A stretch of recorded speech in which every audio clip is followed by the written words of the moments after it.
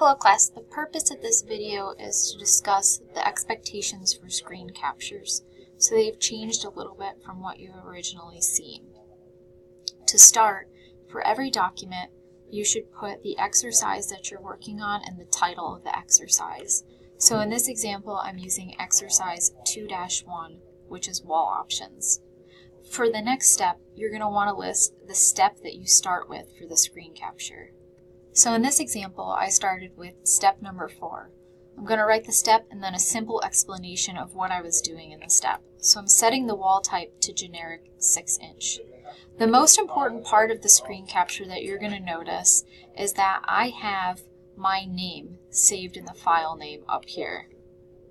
So before I even took the screen capture, I had to save the project, and I saved it as module 1, in this case example _ my last name. When you take your screen captures, you're always going to want to save your project first, and I always need to see your name up here in the dialog box.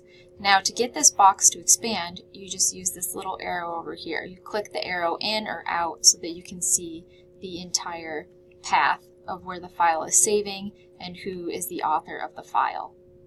So that's going to be one change. I need you to show me your whole screen.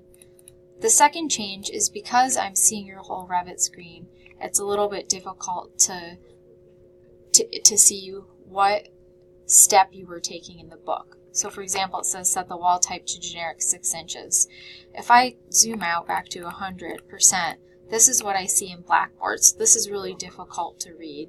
I can't see this 6 inches. So what you guys will need to do is use the Insert tab up here and draw a shape around whatever the command is that you are selecting. So in this case, it's the 6 inches. So I draw a shape around it, and you're going to notice that it fills in the shape. To adjust this, go to Shape Fill, select No Fill, and then in the Shape Outline, change it to red, and then go back to Shape Outline and then add a little bit more thickness to that outline. So you'll outline the step that you took, and you're also going to outline your saved file name up here. Your screenshots will look similar to what I have shown on my screen. So for the next step, I'm going to repeat the steps. Step 5, I write a brief explanation of what I'm doing in step 5, and then I have to draw a box around it to show that step.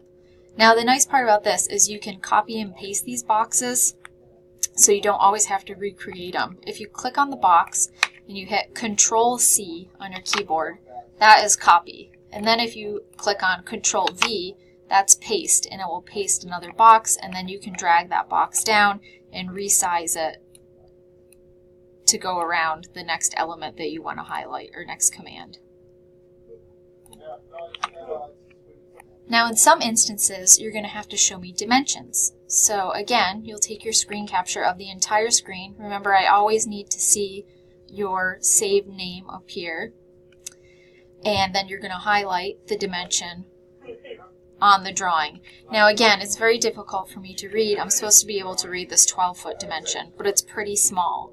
So you may want to show, and actually this, not may, I want you to show a zoomed in view. So you'll show this view, and then you'll also show a zoomed in view. So here's a view that zooms in again to that dimension, so I can see it a lot clearer here that this is 12 feet. So that shows but I have to see the entire screen first, again, with your saved file name. And lastly, we need to add the footer to our document. So to add the footer, what we're going to do is you can double click in the footer box, and then you are going to select footer, and you're going to do blank 3 columns, and it's going to say type here, type here, type here. Click on the first type here, and then use the tools that are part of the design features for the header and footer, and insert your author, which will put your name, and then click on the second type here and insert the date and timestamp, so you'll see the date with the timestamp here. And then for the last one, click on it and then insert the file path, which is really long, so you may have to just space this one down or hit enter so that it goes on another line. So it's not optional to use these tools. I don't want you to simply just type your name and the date in the header and footer. I need you to use the design tools that are part of the header and footer tools. And the reason that I need you to use those is that they're pulling information off of your computer. So it's showing me the exact author of the document, the exact time it was completed, and where it's saved. And this allows me to see if things were submitted on time or that they were submitted by an individual and not a group of people. We'll close out of that header and footer dialog, and you'll see that it will appear on each page. Now notice that it does cause some problems because it pushes some of the work down. So you have to make sure that you go back. You might need to readjust the size of some of these elements to make everything fit on the pages again. So these are the expectations for screen captures.